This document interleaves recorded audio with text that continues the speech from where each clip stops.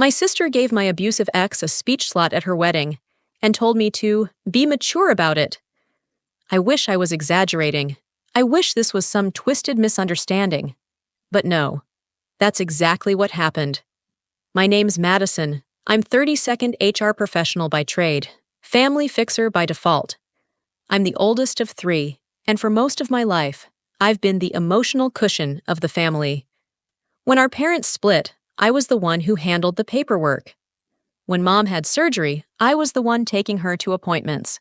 And when Kendall, my youngest sister, couldn't afford her dream wedding venue last year, guess who quietly put down the deposit?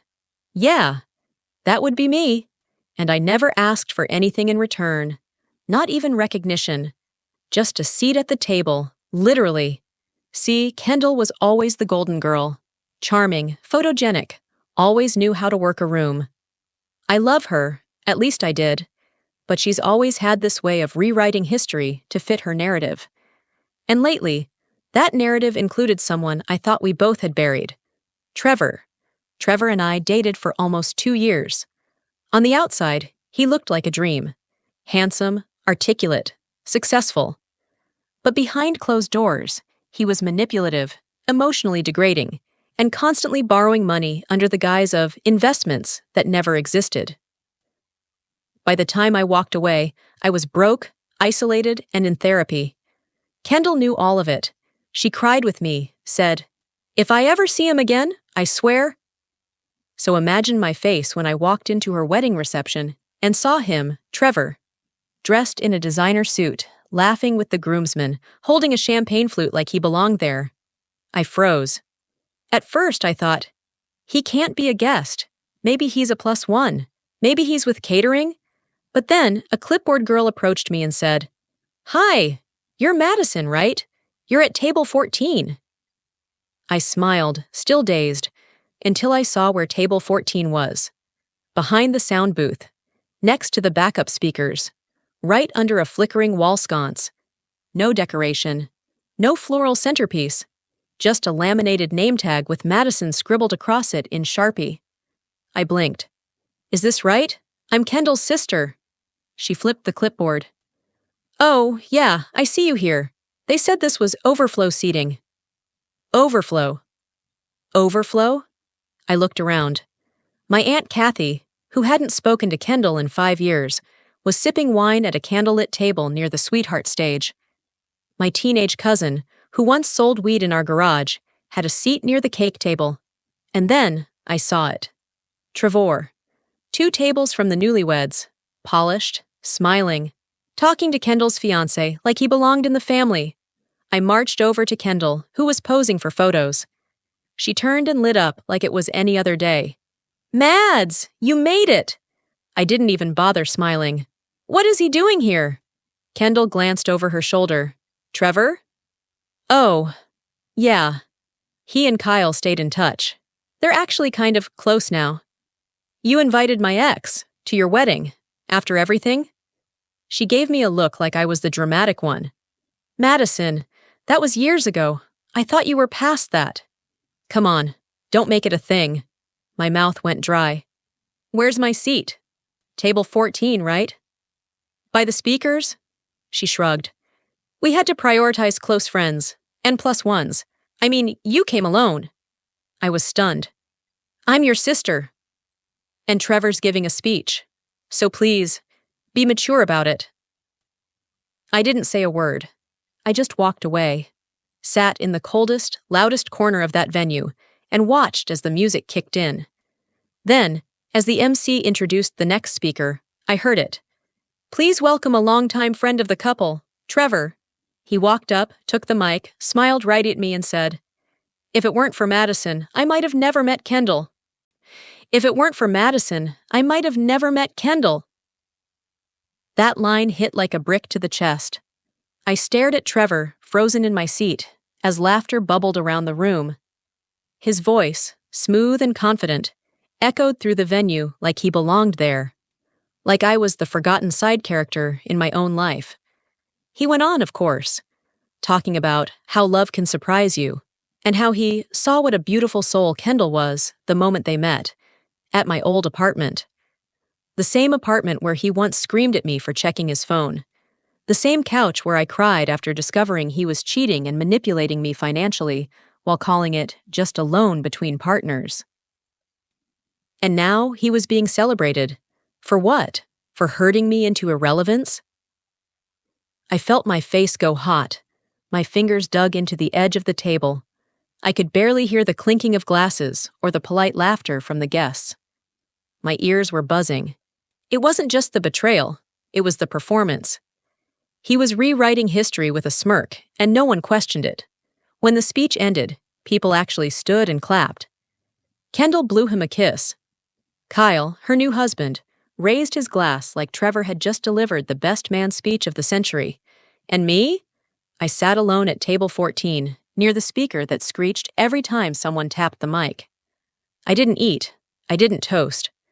I just sat there, swallowing the lump in my throat and trying not to cry. Not because of Trevor, not anymore, but because my own sister knew. She knew what he did to me, and she still gave him a platform, a microphone, and my seat. When the dancing started, I slipped away from the noise and stood outside near the valet circle. The cool breeze hit my skin like a slap, but it was grounding. I pulled out my phone and opened my photo gallery, flicking through old screenshots of texts from Trevor. The ones I kept during therapy. The ones where he begged for money, lied, gaslit, told me I was crazy for setting boundaries. I had shared every bit of it with Kendall. She had cried with me, hugged me, swore he'd never be welcome around her again. So when I heard the shuffle of heels behind me and turned to see her standing there, still in her gown and glowing in the moonlight, I felt nothing but cold. "You okay?"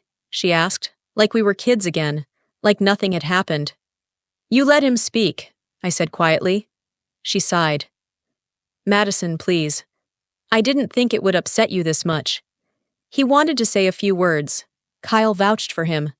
I couldn't say no. "You could've," I said. "But you didn't. You chose not to."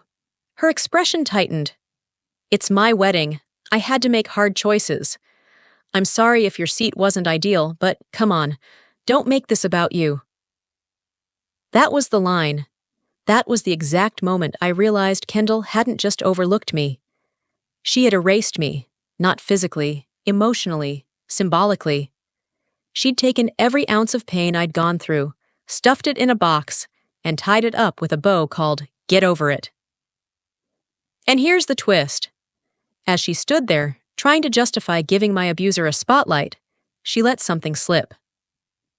"Besides," she added, "Trevor said you were being dramatic back then, that you made a bigger deal out of it than it really was. He told Kyle you never actually loaned him that much money." I felt like I couldn't breathe. Not only had she invited him, not only had she ignored my past, she had listened to him, believed him, rewritten my trauma as exaggeration. And now, the person I trusted the most in this world had sided with the man who broke me. I didn't say another word. I walked past her, back into the ballroom, picked up my coat from the back of my chair, and noticed something else. My name was missing from the family seating chart on the wall. It had everyone else, our cousins, our parents, even Kendall's college roommate's boyfriend. But not me. I wasn't just pushed to the edge of the room. I had been written out of my own family's story. I didn't cry on the drive home. Not even when I passed the florist I'd recommended for the wedding. Not when I saw the glowing "thank you" sign hanging outside the bakery where I helped Kendall get a discount on her cake. I didn't even blink when I saw the decanter gift I'd wrapped with my own hands, still sitting awkwardly on the corner of the gift table next to 3 empty wine bottles. But when I walked into my apartment and saw the RSVP card still pinned to my fridge, "We're so excited to celebrate with you, Madison," that's when the tears finally came. They weren't loud. They weren't messy, just slow, exhausted streams down my face, like my body had been waiting for permission to finally break down. I didn't sleep that night. I lay awake thinking about all the times I showed up for my sister, doctor appointments, car breakdowns, late-night panics before job interviews. I thought about the way she used to call me her second mom when we were kids. I thought about how it all ended at table 14, behind the speakers, next to the flickering wall sconce. The next morning, my phone buzzed. A text from Kendall. Hey, sorry if things felt awkward yesterday. Let's not drag this out. I love you. Let's move on. Move on. That was it. Not, I'm sorry for hurting you. Not, you were right about him. Not, thank you for everything you did. Just, move on. That was the moment I stopped waiting for an apology. Because I wasn't mad anymore. Not exactly. I was done. And when I'm done, I don't scream. I don't post dramatic rants. I don't throw wine at parties or go no contact and disappear overnight. I calculate. See, what Kendall forgot was that I wasn't just her sister. I was the one who booked the venue, who helped her negotiate contracts, who got the catering team to waive their setup fees and the string quartet to play her favorite Taylor Swift song without charging extra. I was the quiet architect of her fairy tale. And now, I was going to take the fairy dust back. First, I canceled the order for the post-wedding gift I'd arranged, custom-etched champagne flutes with their initials. They were scheduled for next-day delivery. Instead, I rerouted the order to myself. I poured orange juice into one and toasted to my own piece. Then I called the catering manager, Ava, who I'd worked with for years. I told her everything, not the gossip, just the truth. That I was treated like a stranger at the very event I helped build, and I would no longer be recommending their services if they continued to offer their loyalty discounts to Kendall and Kyle. Ava listened. Then, after a pause, she said, Honestly, we should have never extended that rate. They underpaid. Sent in guest list changes after the deadline. Almost jeopardized our whole weekend schedule. You held that event together. Boom. Now I had leverage, contracts, emails, vendor receipts. But the real twist? It came 3 days later. I was sipping coffee on my balcony when I got a group message from my cousin Leah. OMG, did you see the wedding album on Facebook? You're not in a single photo, not even one. I opened the album out of pure curiosity. 89 photos. Reception, ceremony, pre-wedding brunch, even the after party. I was invisible. No shots of me helping set up chairs. No shots of me standing with the family. Not even a candid laugh in the background. The only evidence I was ever there? One blurry shot of the back of my head while Trevor gave his speech. That wasn't just oversight. That was erasure. And that's when I opened my own Facebook and uploaded a quiet little post. Just a slideshow. A few behind-the-scenes photos I'd taken on my phone. Me helping the florist unpack boxes. Me organizing the table numbers. A screenshot of the seating chart I'd received by mistake, where next to my name it said, Table 14, overflow, no photo priority. Then I wrote, helped plan the wedding, secured the venue, got discounts on every vendor, showed up early, sat in the back, watched my ex give a speech, wasn't in a single picture. Bride says I should understand. So I left quietly. But just so no one forgets, this is what a ghost looks like in the family photo. And then I closed my laptop. I didn't need revenge. I just needed everyone to see the truth. But what I didn't expect was who would see it first. Because 20 minutes later, my phone buzzed again. It was Trevor. Hey, just saw your post. We need to talk. Please don't do anything else. Kendall's freaking out. Trevor texting me? That was rich. I stared at the screen, not angry, amused. After everything he did, now he wanted to talk? After Kendall handed him the mic and a front row seat, while I was left behind the speakers like a last-minute RSVP? I didn't reply. I didn't have to. Because unlike them, I wasn't scrambling. I wasn't trying to patch a cracked image with polite smiles and PR spin. I had the truth, and I'd already started using it. See, what Kendall and Trevor never understood is that I'm not confrontational by nature, but I am comprehensive. I notice things. I connect dots. I remember names, faces, invoices, timelines. And now, I was done being the silent contributor in someone else's spotlight. The first thread I pulled? The photographer, a friend of mine. I'd referred her for the wedding and vouched for her work. She gave them a generous rate because of me. So I called her and said, plainly, I'd appreciate it if you billed them full price. And if they don't pay promptly, stop the edits. She was quiet for a second, then replied, Honestly, Madison, I wasn't thrilled with how they treated you either. I got a weird vibe all day. Consider it done. One pull, one thread. Next? The venue. I had introduced Kendall to the venue manager, Claire, during a corporate event we hosted there last fall. Claire and I had worked together more than once. She respected me. So I gave her a call, not angry, not dramatic, just honest. I told her I wouldn't be referring their venue again if they continued extending favors to clients who treated their primary coordinator like furniture. She paused and said, Funny you called. We were just reviewing billing discrepancies from the wedding. They never paid for the extended lighting package or the overage on guest count. That's going to trigger the 20% penalty. Click! I didn't even have to lift a finger. Just a conversation, a memory, a push. But the part that hit hardest? That came 2 days later. I got a call from a blocked number. I let it go to voicemail. It was Kendall's boss, not her manager, her actual VP. Hi, Madison. This is Melissa from Riverstone Media. I came across your post. I just wanted to check in and see if everything was okay between you and Kendall. We have a pretty strong internal values policy, and well, optics matter. I'd appreciate a call back. I didn't call back. Because I didn't post lies. I didn't name names. I didn't violate any NDA or defame anyone. I told the truth. And the truth doesn't owe anyone a cleanup crew. That night, Kendall called. Twice. I didn't answer. Then she sent a voice note. Madison, this is getting out of control. People at work are asking questions. Trevor's clients saw the post. You've made your point. Can you please stop now? I played it twice, then once more. That was the sound of a facade cracking, the sound of someone who built their perfect wedding on a foundation of lies and didn't expect the floor to fall out from under them. But the final blow, the one that made me stop and actually laugh out loud, came exactly 1 week after the post. A friend sent me a link. It was a local lifestyle blog, one of those small but buzzy wedding sites that features stylish couples and love stories worth telling. There it was.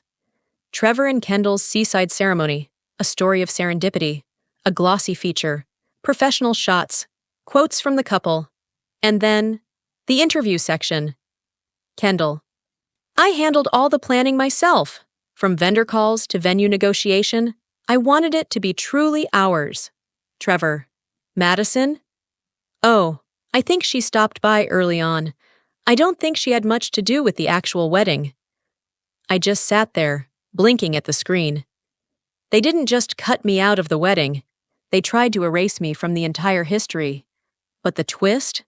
The blog had used watermarked vendor photos, including a floral shot that I had taken and posted on my personal business page. And I owned the copyright. So I did what any professional would do. I filed a formal DMCA takedown. And the next day, that serendipitous love story vanished from the internet. The blog came down within 48 hours. I didn't get a thank you or an apology or even an acknowledgement. Just silence. And it was loud. Kendall and Trevor had spent weeks spinning this fantasy. The self-made bride, the unexpected love story, the graceful sister who quietly supported from afar. But once the truth started surfacing, my photos, my name, my receipts, they did what people like them always do when the curtain falls.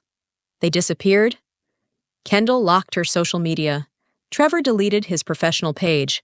The last few photos of the wedding vanished without a trace. Just a void where their perfect story used to be. It should have felt vindictive, petty, but it didn't. It felt clean. Because this wasn't just revenge, it was relief. For the first time in years, I wasn't holding up their image. I wasn't covering their tracks, smoothing the mess, making excuses. I'd finally let go of the weight I'd been told was mine to carry. But here's where it truly comes full circle. A few weeks after the takedown, I got a card in the mail. No return address, no handwriting I recognized, just a cream envelope with my name. Inside was a letter, typed, short. Madison, I guess you got what you wanted. Hope it was worth it. You embarrassed us. You humiliated Kendall. You cost me clients. But sure, you were the victim. Congratulations. You win. Trevor. No apology, no ownership, just projection. I could have framed that letter, burned it, shared it. Instead, I put it through the shredder, one line at a time. Because the truth is, I didn't need to win. I just needed them to lose their illusion. And Kendall? I didn't hear from her again until Thanksgiving. We were both invited to our parents' house. Mom was vague on the phone, just said, "I hope you'll come." Things feel different this year. I didn't dress up. I didn't bring a pie. I didn't even expect a scene. I just showed up. Kendall was already there, sitting stiffly at the table, staring into her glass of water. No Trevor, no ring, no makeup. Her eyes were swollen, like someone who hadn't slept well in weeks. She looked up when I walked in. We locked eyes. She didn't speak. I didn't either. The air was tight. Everyone noticed. Our cousins whispered. Dad cleared his throat 3 times during grace. After dinner, while people milled around the living room and football buzzed in the background, Kendall approached me in the hallway. Her voice barely a whisper. I messed up. I nodded. Yeah, you did. I just wanted everything to be perfect. You mean look perfect? She didn't deny it. I thought you'd just let it go. I tilted my head. You counted on me being quiet, like always. Kendall exhaled, eyes glossy. I don't expect you to forgive me, but I am sorry, not just for the wedding, for years of it, for letting Trevor twist things, for not standing up for you when I should have. And for the first time in this entire mess, she didn't ask for anything. No excuse, no PR line, just honesty. I nodded again. That's a start. We didn't hug, we didn't cry. We just stood there. Not as enemies, not as sisters either, not yet. But maybe 2 people finally facing the rubble they built together. And maybe now I'd stopped being the invisible one. I still have the decanter, the one I tried to gift them. It sits in my cabinet, untouched, crystal clear and weighty in the hand. Not a reminder of them, a reminder of me, of what I survived, of what I walked away from, of what I finally stopped apologizing for. Because silence isn't always strength. Sometimes it's surrender. And I'm not surrendering anymore. If that ending hit you hard too, drop a 9 in the comments, and stick around if you want more stories like this. The quiet ones don't stay quiet forever.